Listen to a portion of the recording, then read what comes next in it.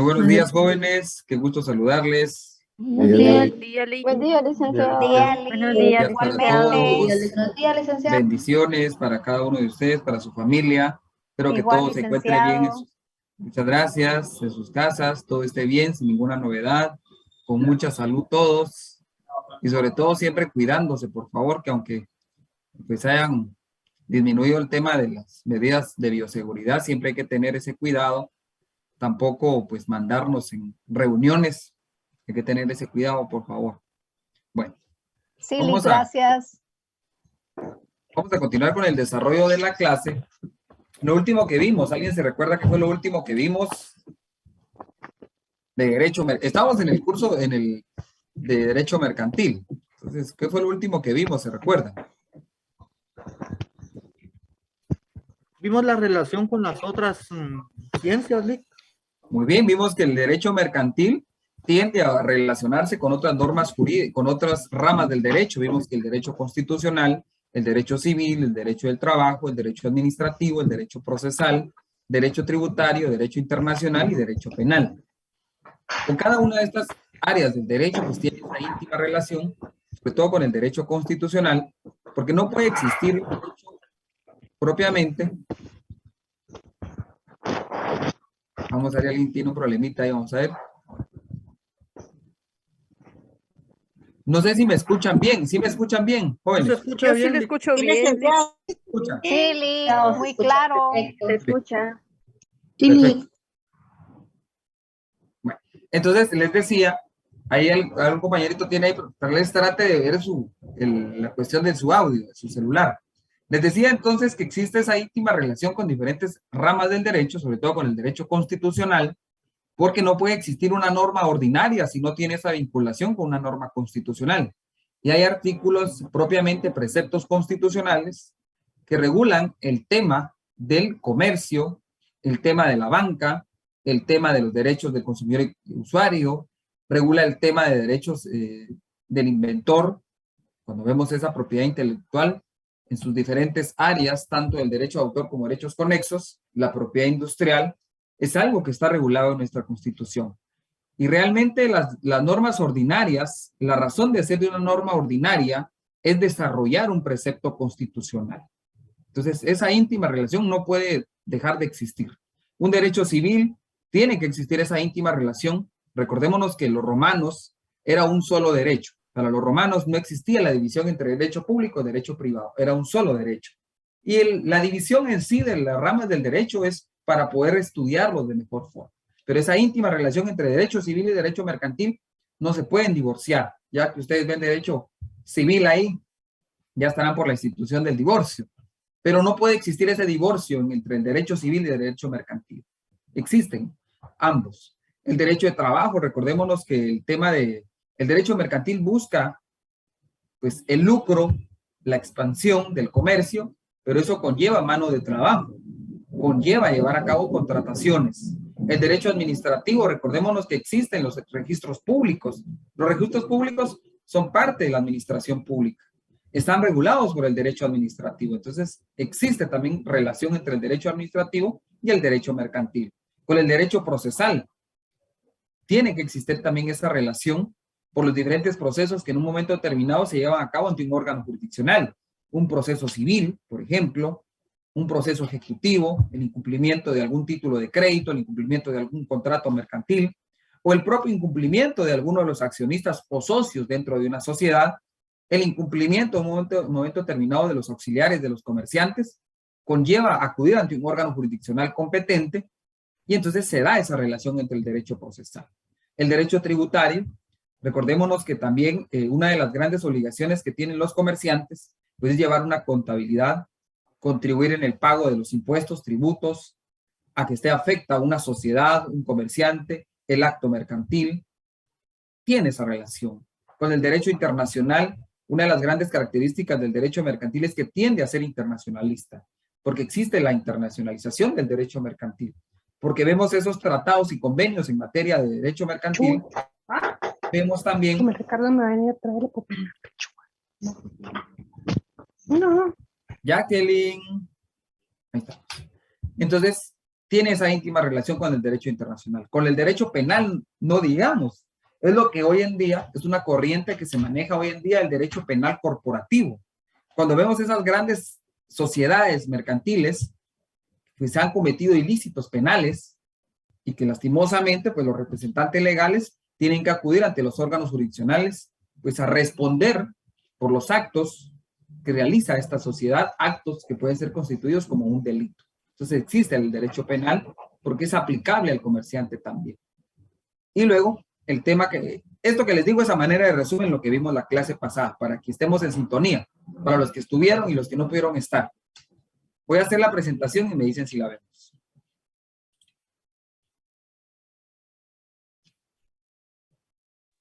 Sí. ¿Sí vemos la presentación? Sí se ve, licenciado. Sí, Lick, se ve. Perfecto. Muy bien. Entonces, si vemos, estamos entonces. Vamos a ver algo así Lick, rapidito. ahora ya no se ve. Ya no se Me ven. acabo de quitar, licenciado. Antes se veía. A ver, espérenme, vamos a ver, espérenme. Ahora, Sí, Lick, se ve. Las fuentes del derecho mercantil. sí se ve. Ahora sí, Lick, muchas Sí, gracias. licenciado, gracias. Ah, perfecto. Ahí les encargo los micrófonos, por favor. Ahí sí le encargo si me pueden denar ustedes ese control con sus micrófonos. Vamos a encontrar que existen fuentes del derecho mercantil. Fuente es el origen de una regulación. Las fuentes del derecho mercantil vamos a encontrar en primer orden cuando vamos a la ley del organismo judicial. Alguien que tenga su ley del organismo judicial, por favor. Y me lea el artículo primero de la ley del organismo judicial. Yolic, buenos días. Muy buenos días, Patricia, por favor.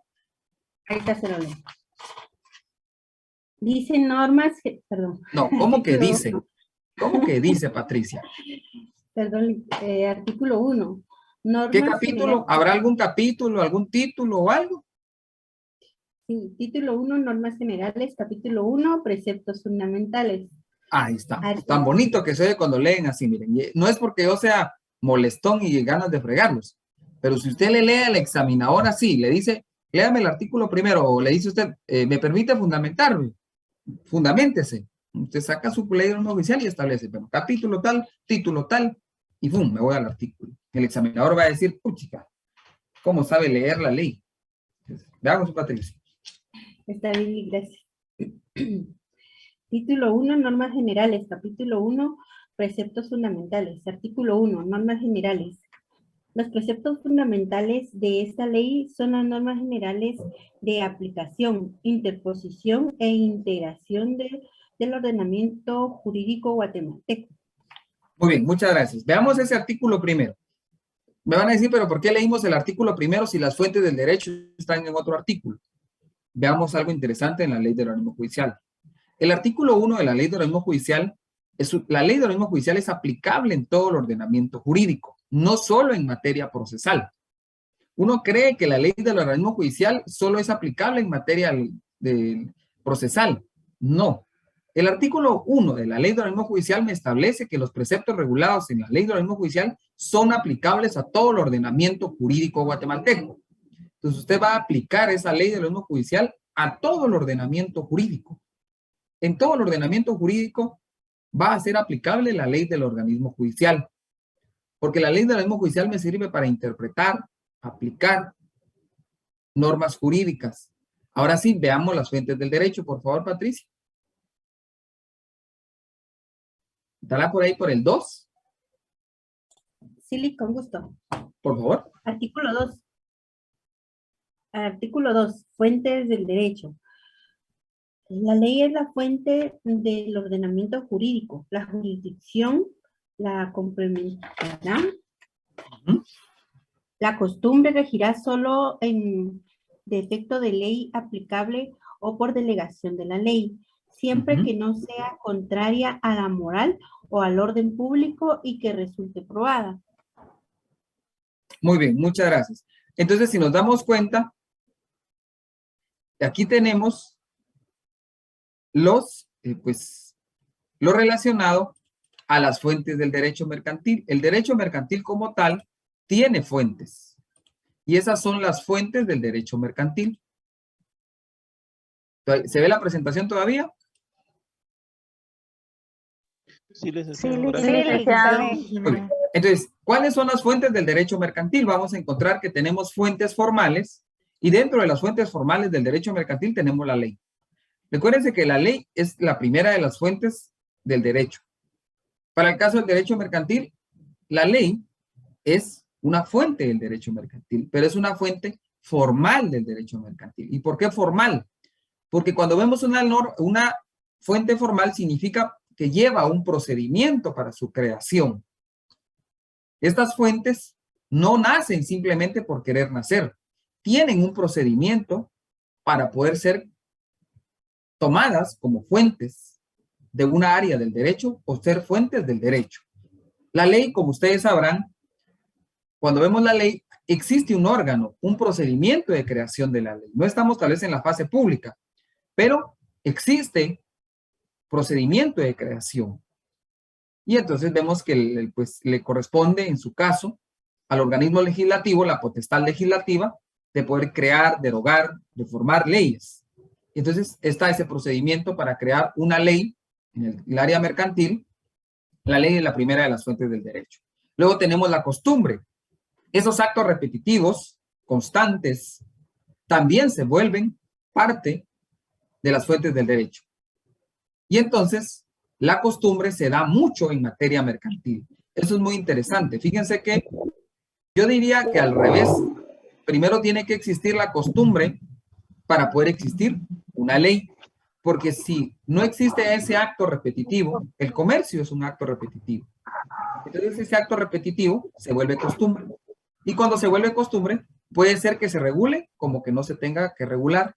Cuando se regula, se convierte en una ley. Y ahí estamos ante la fuente. La jurisprudencia. ¿Qué es la jurisprudencia? Ahí se recordarán a alguien qué es la jurisprudencia. ¿Qué será la jurisprudencia?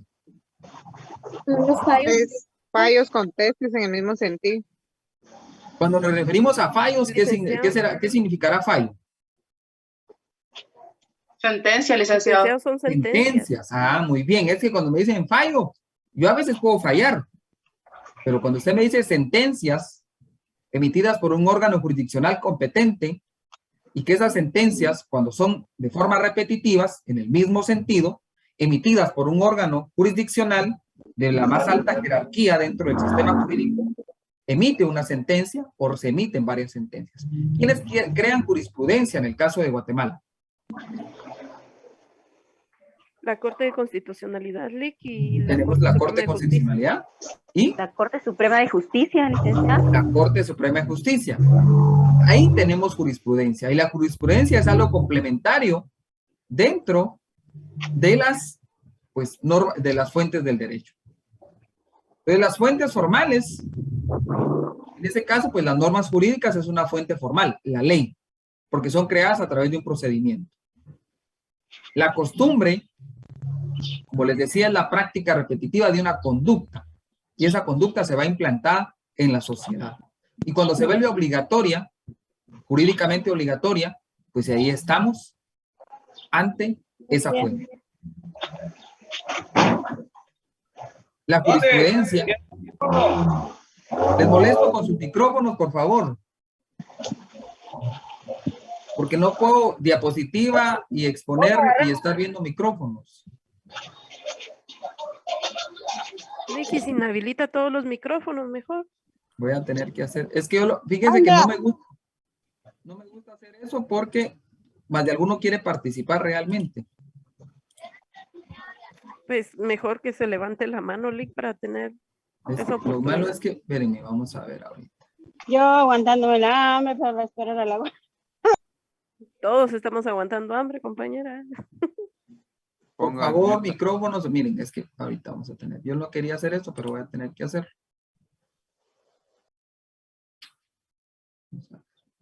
Bueno, ahí está. Entonces, les decía, tenemos la jurisprudencia, tenemos las fuentes, tenemos los principios generales del derecho, que también son parte de las fuentes formales del derecho. ¿Y cuáles son los principios generales del derecho? La justicia.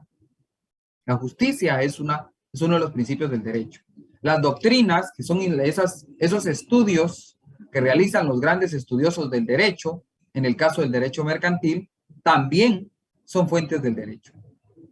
La doctrina, por ejemplo, usted tiene un libro de derecho mercantil, díganme algunos autores de derecho mercantil que ustedes han leído. Villegas Lara. Tenemos al doctor Villegas Lara, doctor Edmundo Vázquez Martínez, muy bien. ¿Alguien más? El licenciado Roberto Paz Álvarez. Sí, el licenciado Paz, que él da en economía. ¿Alguien más?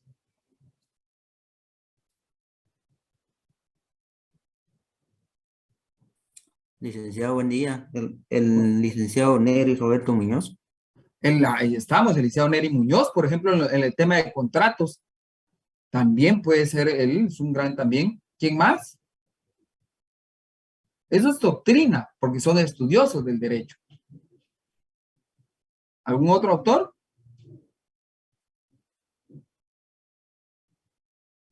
Disculpe, licenciado, no se había mencionado al licenciado Edmundo Vázquez.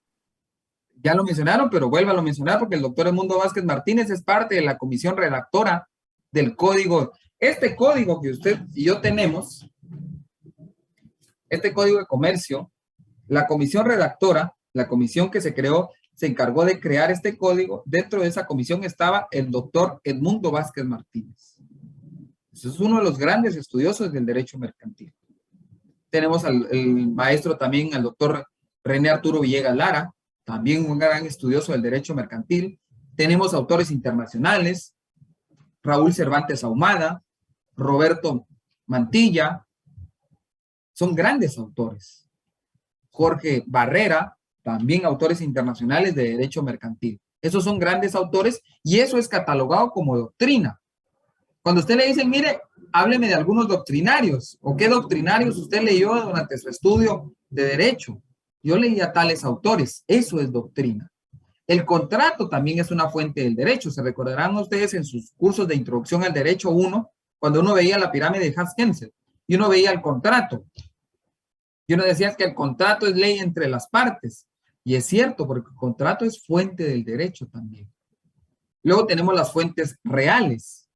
Cuando hablamos de las fuentes reales, tenemos que hacer esa separación, que las fuentes reales no es lo mismo que las fuentes formales. Son totalmente diferentes. Y las fuentes reales son pues ese conjunto de hechos de la naturaleza, creación del humano, esos eventos sociales, esos eventos políticos, económicos, que nos dan normas jurídicas.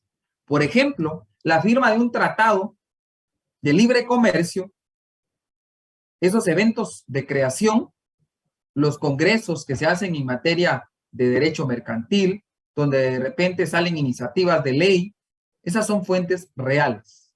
Y esas en un momento determinado pueden llevar a cabo, crear normas jurídicas. Cuando se hacen, por ejemplo, las reuniones por el tema de calentamiento global y se emiten nuevas resoluciones, por ejemplo, el manejo de desechos sólidos, todo eso, la pandemia. Veamos algo interesante. La pandemia es una fuente real del derecho. ¿Y por qué es una fuente formal?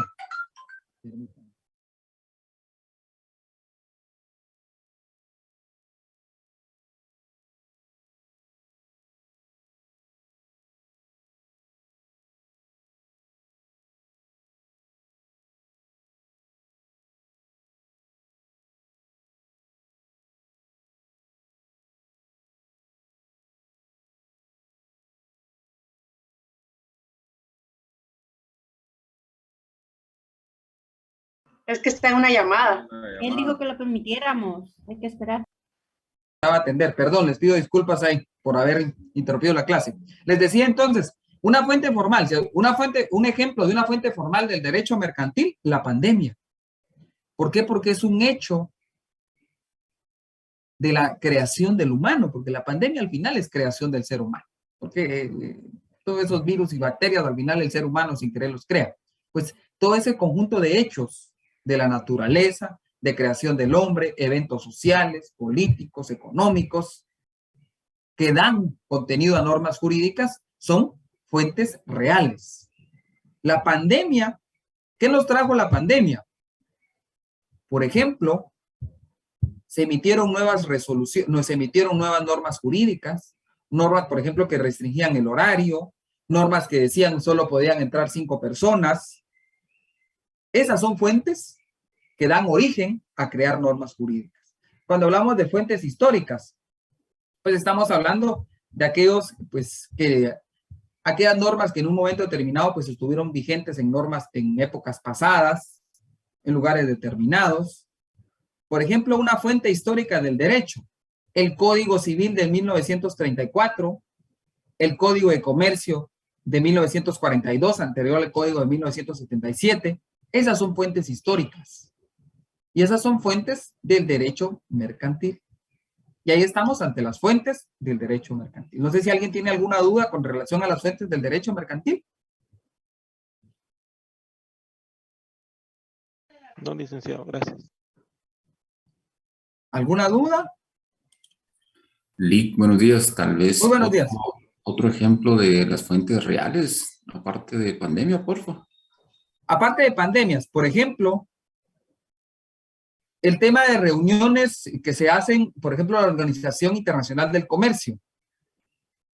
Cuando ellos hacen reuniones, o se reúnen todos los miembros que integran la Comisión Internacional del Derecho de la Propiedad Intelectual, y ellos hacen convenciones, eventos, y de esos eventos, pues salen iniciativas de ley. Esa podría ser una fuente real.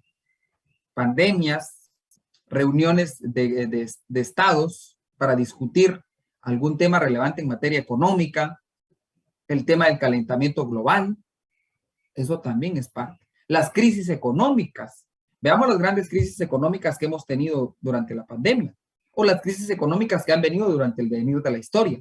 Esas son fuentes reales porque son hechos de la naturaleza o hechos de creación del ser humano.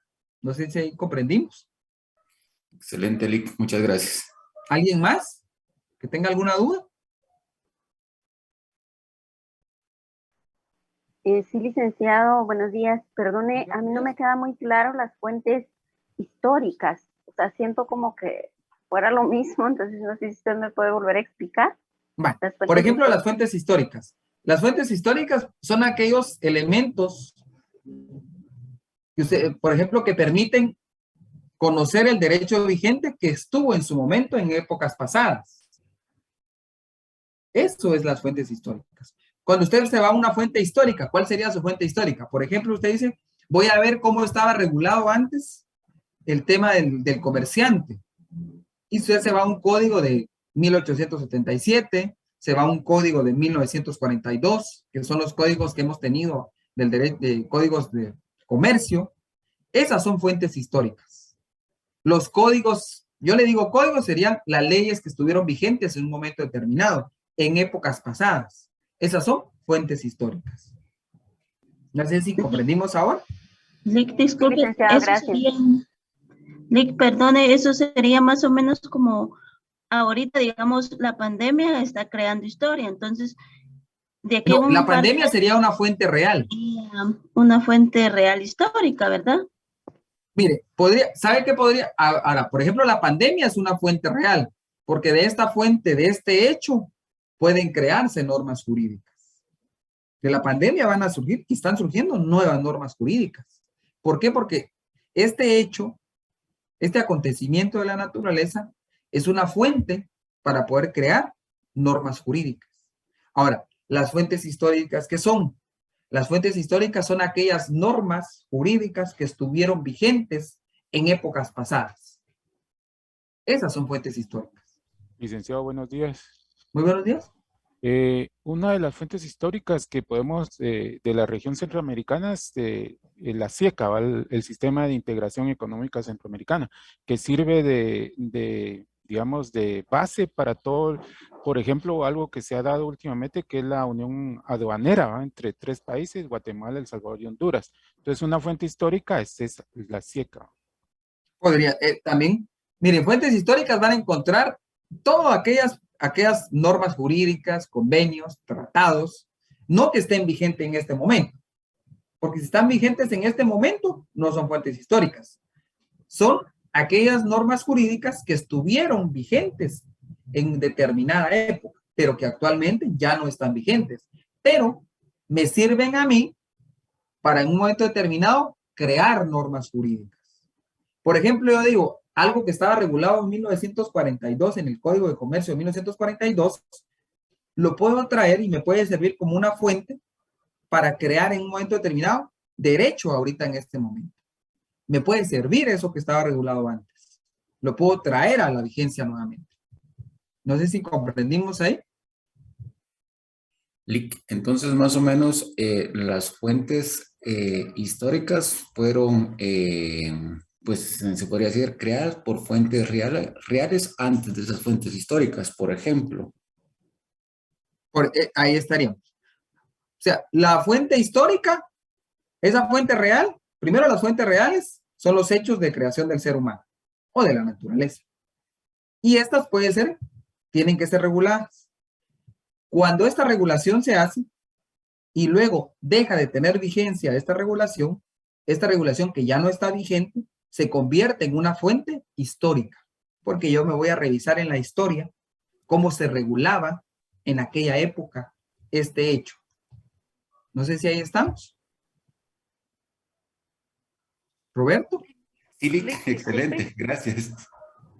Lick, ¿Sí? Tal vez un ejemplo, lo que usted hacía mención, ¿verdad? Por la pandemia. Por ejemplo, lo del toque de queda, ¿verdad? Esa fue una fuente real, ¿verdad?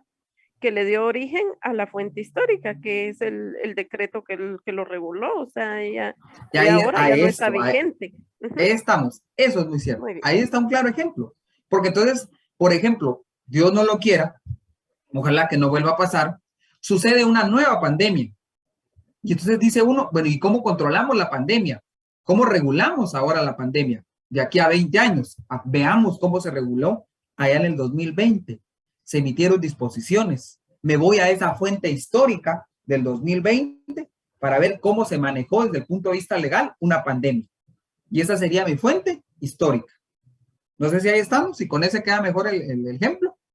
Licenciado. Sí, gracias. Licenciado. Muy bien. ¿Sí? ¿Le escucho? Mire, en el caso de formales, pero ya en el área mercantil, no estaría bien el ejemplo de que ahora están poniendo la cláusula COVID para poder prescindir de los contratos de arrendamiento, ya que en el año 2020 la mayoría de empresas no pudieron prescindir de ese contrato y tuvieron que pagar a pesar de que no estuvieron operando, pero en la renovación del contrato para el 2021 ya lo incluyeron la mayoría de los notarios. Pero aquí sería en esto, fíjese. Como el contrato al final es una fuente del derecho, estamos creando derecho a través de un contrato. Sin querer lo que pasa es que si usted se da cuenta, por ejemplo, lo que usted me dice, la cláusula COVID, ¿estará regulado en alguna ley? Si lo vemos desde el punto de vista formal, ¿alguna ley que regule el tema de la cláusula COVID, por ejemplo? No, es solo contractual por ser... Entonces, sigue siendo una fuente formal, solo que está dentro de la categoría porque está dentro de un contrato. Y solo es una norma individual, porque solo es aplicable a quienes integran el contrato. No sé si ahí estamos.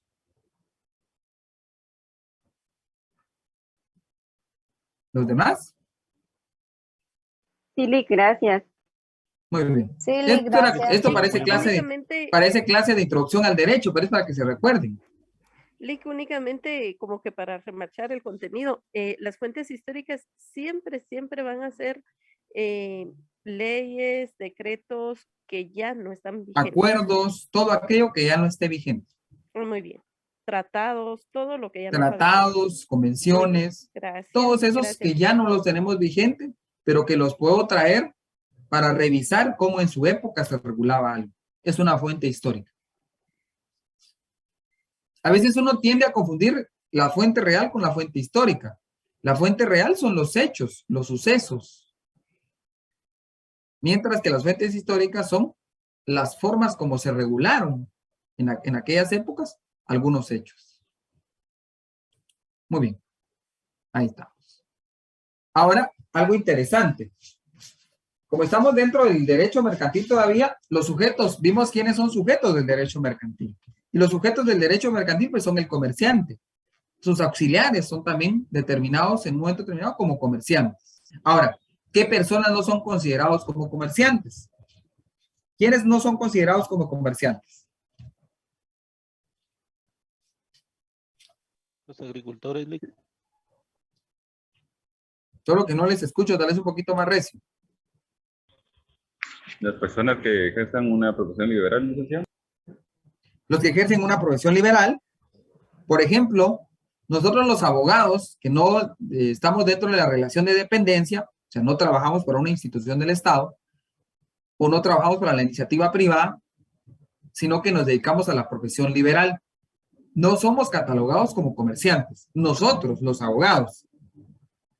Por ejemplo, los médicos no son considerados tampoco como comerciantes.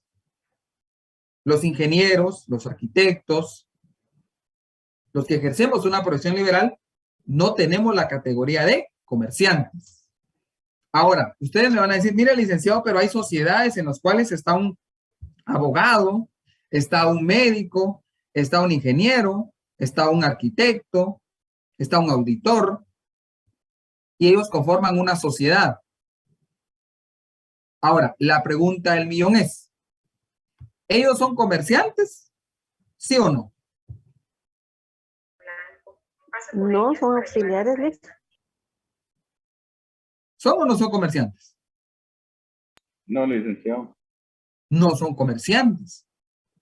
Aunque ellos formen una sociedad y sean accionistas, no son comerciantes. Ahora, ¿por qué no son comerciantes? Porque yo soy miembro de una sociedad. La sociedad es una persona jurídica aparte de quienes la integran. El hecho de que yo pertenezca a una sociedad, no soy comerciante. Soy miembro de la sociedad, soy accionista, soy socio, pero no soy comerciante. Ahora, diferente es, por ejemplo, que yo, persona individual, abogado, quisiera ir a inscribir mi actividad de abogado al registro mercantil, me van a decir, licenciado, con todo respeto, usted no puede inscribir su actividad aquí porque usted no es catalogado como comerciante. No puede ejercer, no es comerciante, porque su actividad de profesión liberal no encaja para que usted sea catalogado como comerciante. Ahora, diferente es, yo como abogado, decepcionado de la profesión, ya no quiero ejercer la abogacía ni el notariado. Pongo una mi venta de vehículos, pongo una mi venta de ropa y me inscribo como comerciante. ¿Podría ahí inscribirme como comerciante?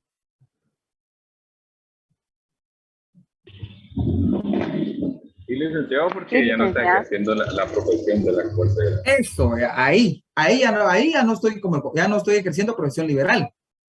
Pero puede hacer Ahí las dos estoy cosas. ejerciendo una actividad mercantil. ¿Sí? Licenciado, disculpe. Licenciado, ¿Sí? ¿me escucha? Sí, le escucho, perfecto. Por ejemplo, gracias. Por ejemplo, yo podría ejercer ambas cosas, la abogacía, el notariado y tener, qué sé yo, una mini o pequeña empresa. ¿Podría? Sí se puede. Sí se puede porque al final, veamos lo siguiente. Usted va a hacer su actividad como abogada y notaria. Como abogada y notaria. Pero no puede venir y querer inscribir esa actividad en el registro mercantil. Ni tampoco esa actividad que usted está haciendo de prestar asesoría, redactar instrumentos públicos, prestar asistencia en una dirección y procuración en una audiencia. Eso no tiene la categoría de actividad mercantil. No puede ser catalogado como una actividad mercantil. Ahora, usted me dice, mire, yo tengo mi librería y yo soy el dueño. Yo, abogado, tengo mi librería y fíjese que aparte tengo mi oficinita. Ah, vaya, su actividad de la librería es una actividad mercantil. Esa sí usted puede inscribirse como comerciante. Ahora, esta otra actividad de su oficina no tiene la categoría de actividad mercantil Por ende, por esta parte no puede ser catalogado usted como comerciante. Mientras que por esto otro, sí, porque está realizando esta intermediación, está realizando la intermediación a lo que hace mención el artículo 2 del Código de Comercio. Licenciado, disculpe. ¿Sí? Yo lo entiendo de esta manera. Es decir, de que yo, como abogada y notaria, no puedo extenderle a mi cliente que yo esté asesorando, ¿verdad? Como abogada y notaria, una factura cambiaria, pues ya, con el nombre del bufete. Es que usted le puede extender ¿Ya? facturas por servicios profesionales prestados. Exacto, pero no una factura cambiaria donde establezca el nombre del bufete como un establecimiento. Veamos, hagamos la comercial. diferencia. ¿Qué entiende Eso usted es lo por...? que yo entiendo. Ahora voy yo. Como en el examen privado, puede ser que el examinador la pueda interrogar y le va a decir, ¿qué entiende usted por factura cambiaria? Pues la factura cambiaria es, es ¿cómo se llama? Es un... Perdón, es que no la escuché bien. ¿Sí? ¿Me escucha? ¿Decía? Sí, ahora le escucho un poquito más. Pues la factura cambiaria es uno de los, ¿cómo se llama? De los títulos mercantiles, Lick. Un título de crédito. La factura cambiaria es un título de crédito. Ahora, viene lo siguiente. Lo que sucede es que yo como abogado, notario, realizo una actividad. Mi actividad como abogado y notario es una profesión liberal. Elaborar instrumentos públicos, asesorar, un sinfín de cosas que puede hacer uno como abogado. Por cada servicio que yo preste, pues tengo que extender una factura para el pago de mis honorarios por los servicios que yo estoy prestando. Ahora, esos servicios que yo estoy prestando no pueden ser catalogados como actos mercantiles. No son actos mercantiles. Porque yo estoy realizando una profesión liberal. Ahora, la factura cambiaria que usted me dice es un título de crédito que nace de una compraventa mercantil al crédito o servicios prestados al crédito. Entonces, yo como abogado, si realizo mi profesión liberal, no tengo la categoría de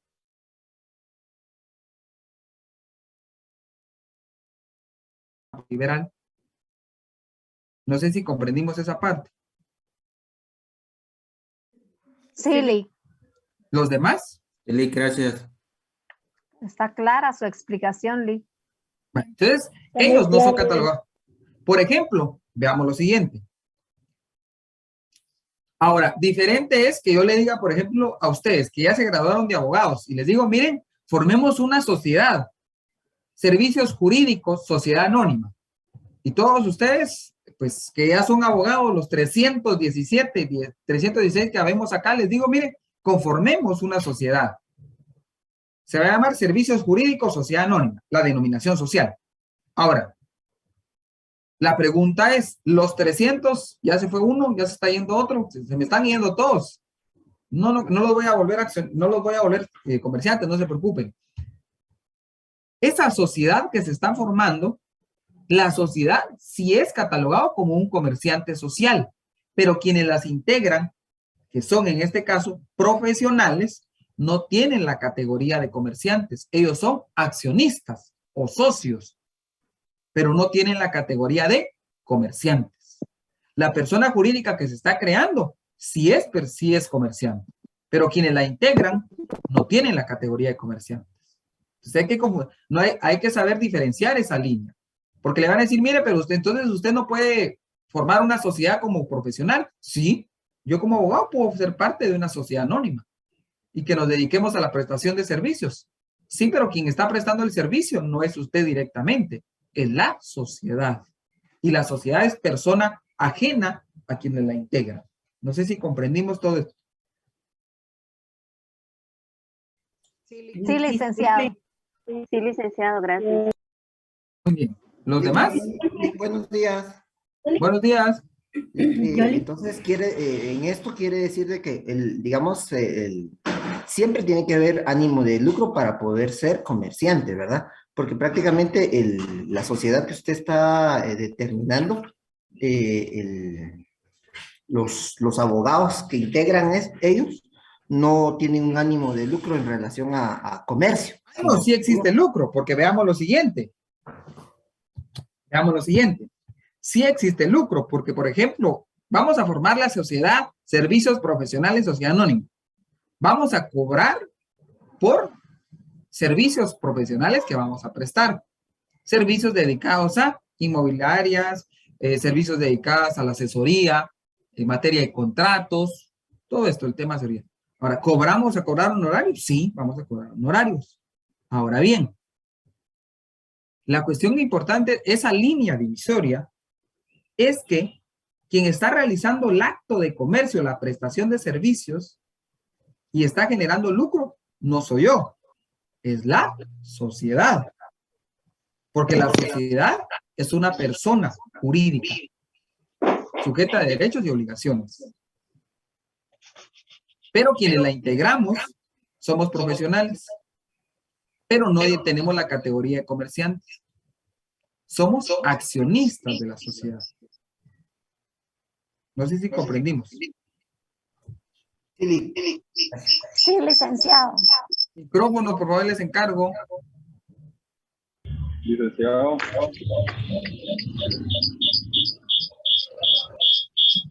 Alguien ahí tiene su micrófono, por favor. Es que fíjense, de tantos ya no puedo tener control de aquí. Licenciado, disculpe. Por ejemplo, volvemos al ejemplo anterior, ¿verdad? Que usted mencionaba de que yo le consulté de que si se podía, o sea, en este caso yo tengo mi librería, ¿verdad? Pero me gradúo y ejerzo la abogacía y el notariado. Como yo soy quien está ejerciendo ambas actividades. Ajá. ¿Cómo se tomaría ahí? Me imagino que se separa porque como para sí se separa. Hay, o sea, le van a dar una patente. Por ejemplo, para usted, le va a dar una patente. Ahora, usted, abogada, ¿va a tener la categoría comerciante? Sí. Veamos por qué sí. Porque está realizando una actividad de intermediación a través de su librería. Por eso sí puede ser comerciante. Ahora, porque está realizando asesorías jurídicas, prestando servicios profesionales de forma liberal, ¿va a tener la calidad de comerciante? No. ¿Por qué no? Porque esa actividad de profesión liberal no me cataloga a mí como comerciante. Mientras que por el otro lado, si estoy realizando una actividad entre la intermediación, ¿esa intermediación qué significa? Usted está haciendo una intermediación entre el proveedor de esos productos de librería con el consumidor final, el usuario. Usted está en medio, está haciendo la intermediación. Eso es intermediación. Y eso es catalogado como un acto de comercio. Y ahí, por ese acto de comercio, usted sí es catalogado como comerciante. Mientras que por lo otro, no. No sé si comprendimos ahí. Licenciado. Disculpen. Sí, licenciado, muchas gracias. Escucho. Licenciado, diga. Creo que digamos, la duda está en cuanto a las facturas. Las facturas de la librería, como está registrada en el registro mercantil, le van a exigir que elabore facturas a nombre de la librería. Jamás le van a autorizar le van a autorizar de que las facturas como profesional liberal las pueda extender por vender en una librería. Eso no lo van a hacer. Son aparte. Sí, son aparte. Entonces, en su profesión liberal, ahí va a extender facturas como profesional de la abogacía o el notario. Y algo interesante. Cuando usted se inscribe en el registro, por ejemplo en SAT, cuando usted inscribe el establecimiento, va a inscribir un establecimiento de librería. Y aparte usted está inscrito como prestación de servicios profesionales. Tiene dos actos aquí. Como servicios profesionales y su librería dentro del establecimiento como comerciante. No sé si ahí estamos. Creo que usted es el contador, ¿no? Auditor. No, licenciado, no soy yo. Está claro, Lic. Sí, licenciado, está muy claro. Muchas gracias. Sí, claro. Muy bien. Sí, licenciado, cuando uno se inscribe en SAT, en la actividad económica, puede poner varias actividades económicas. Ahí estamos, ¿ya vieron? Es que entre todos nos complementamos. Aquí todos aprendemos de todos. Por eso esto no es misa. No es solo para que yo hable. Es para que ustedes también exterioricen. Y ustedes saben mucho. Pero hay que saber exteriorizar y exterioricémoslo. Y aquí armamos las cosas. Muy bien. Pero Sí. mire, una pregunta, el NIT siempre va a ser el mismo. Solo que, como diría la compañera, existe la Sí, el separación NIT, en sí. SAT, porque usted tiene establecimientos inscritos. Sí, muy bien. Sí, pero fíjese que yo tuve en dos épocas diferentes, dos tipos de negocios. Uno pequeño contribuyente y el otro un poquito más fuerte. Las dos ya las cerré. O está pendiente porque lleva un proceso eso. Pero sí me absorbió la empresa más formal con la más pequeña. La absorbió, o sea que ahí me aparecen los dos nombres comerciales, o sea, unidos al mismo NIT. Mire, ahí sí, como dirían, ahí sí le quedó mal, fíjese, porque el tema Lick, contable, ahí sí le disculpe. queda un poquito mal. Le diría algo que tal vez no es cierto. Ahí sí le queda un poquito mal. No, yo le Lick, digo el que es un compañero, ejemplo para mí. Sí lo absorbe aún. Lick, ¿Sí? el compañero puede cancelar alguno de los establecimientos en el momento que él desee. Yo tampoco soy contadora, yo no soy contadora, pero yo he aprendido ahí sí que de una manera autodidacta por las necesidades que surgen. Entonces, ahí en la SAT virtual va aprendiendo uno y si no, cualquier consultita, pues uno puede enviar un correo a donde es el buzón de dudas SAT. También está el robot, ¿verdad? De ese portal de SAT que ayuda bastante. Entonces, cuando el robot no puede ayudarle a uno, pues uno envía esos correos y sí les son respondidos al menos unas 72 horas después máximo me han resuelto a mí mis dudas. Entonces, pues hay que ir aprendiendo a veces uno solito. Poco a ¿vale? poco va uno aprendiendo. Así es, porque yo Muy también cero contable, pero ahí voy. Pero ya vieron, ese es lo bonito de los grupos. Bueno, muy bien, continuemos, porque si no, no avanzamos y ya junio lo tenemos ya a la puerta de la esquina y miren por dónde vamos. Bueno. Buenos días, César Walim de Ixcanquiche. Bueno, yo creo que nos salimos mucho del tema en relación a lo que se está llevando de mercantil. El registro mercantil es totalmente diferente a lo que es en sí la SAT, ¿verdad? Yo soy contador de profesión, llevo 10 años de estar ejerciendo y también ya pues recibiendo este curso para algún día ya someterme al examen privado. Entonces, las facturas son totalmente diferentes a lo que tenga que ver realmente con el registro mercantil. Entonces, a veces nos confundimos, ¿verdad? Del por qué MINIT o por qué las facturas que puede ser pequeño contribuyente, me absorbe a contribuyente normal. De verdad que el tema de SAT es bastante amplio para entenderlo. Tal vez deberíamos recibir un curso totalmente diferente. Ya, pero los vamos a mandar a un curso de SAT. Vamos a tener que mandarlos a un curso de SAT. Nos vamos a ir todos al curso de SAT. Entonces, enfocándonos a lo que estamos recibiendo, pues sí es totalmente diferente, solo las inscripciones y todo eso. Y para los compañeros que les cuesta mucho, pues verdad que profesionales liberales pueden emitir facturas, pueden prestar servicios, pero no pueden estar registrados ante el registro mercantil. Si tienen alguna empresa mercantil que se dedique al comercio en sí, tienen que estar obligados al registro mercantil. Tienen que tener facturas totalmente diferentes, pero un solo tipo de impuestos. Si son pequeños contribuyentes normales, solo es una factura. Es un mismo tipo de régimen, le llamamos nosotros, pero tienen que tener diferentes facturas. Una factura por servicios técnicos y una factura por el comercio que ejercen. Llevan contabilidades diferentes. Para profesional liberal llevan su libro de compras y ventas.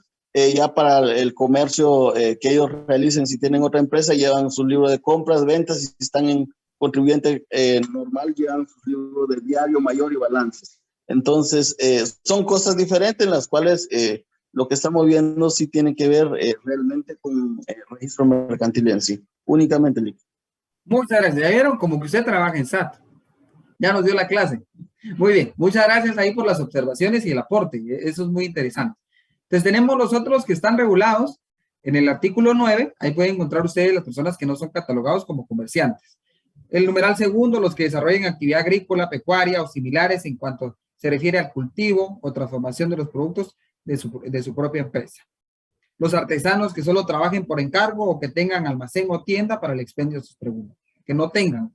Entonces, aquí a la ley nos está dando otros, pero a veces el que causa cierta confusión y que es el que nos detenimos a hablar un poquito, nos pasamos un poquito, es el tema del numeral primero. Porque ese numeral primero, por lo regular, es el que a veces le causa más conflicto. Hay cuidado con el gato. Entonces, aquí tenemos quienes no son considerados como comerciantes. Profesiones liberales, labores agropecuarias, agrícolas o similares y los artesanos.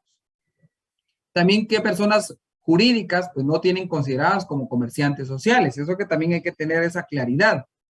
Que no puede ser, por ejemplo, el Estado no tiene la categoría de comerciante.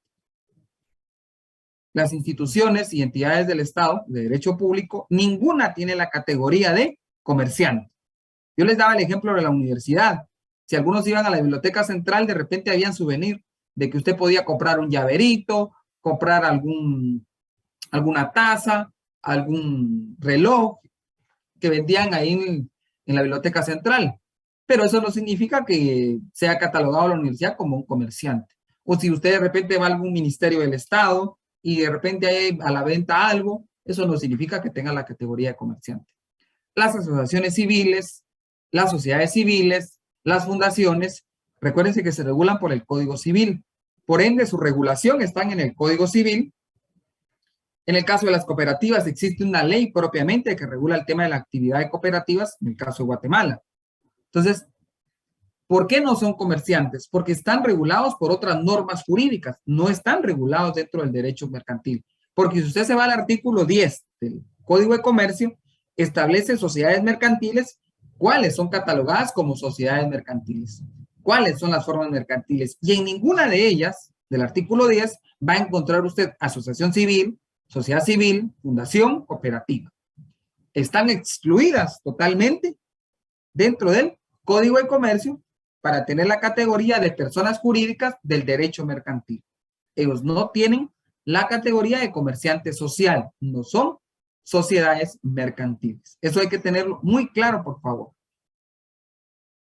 Y luego tenemos las formas mercantiles, que ya estamos ante el derecho societario. ¿Se recuerdan que en su programa de preparación de privados, el que se utiliza para que los examinen a ustedes, todo inicia con el derecho societario? Lo que vimos ahorita no está dentro de la guía temática para la evaluación del examen técnico profesional, pero considero que es necesario que usted sepa esa base para saber el derecho societario. El derecho societario es ese conjunto de normas jurídicas que regulan el tema de sociedades mercantiles. El derecho societario, su fin es el estudio de todas aquellas instituciones, principios, normas jurídicas que van a regular las sociedades, las estructuras de una sociedad, las formas de la sociedad, la exteriorización de una sociedad, cómo va a exteriorizarse en sus actos una sociedad, cómo se maneja lo interno de una sociedad. Eso es parte del derecho societario. Y dentro de las formas sociales vamos a encontrar estas 6. Sociedad colectiva, sociedad en comandita simple, sociedad de responsabilidad limitada, sociedad anónima, sociedad en comandita por acciones y la sociedad de emprendimiento. Yo creo que nos vamos a quedar hasta acá, porque no sé si ya tendríamos a la licenciada o alguna duda. Ya se nos fue el tiempo.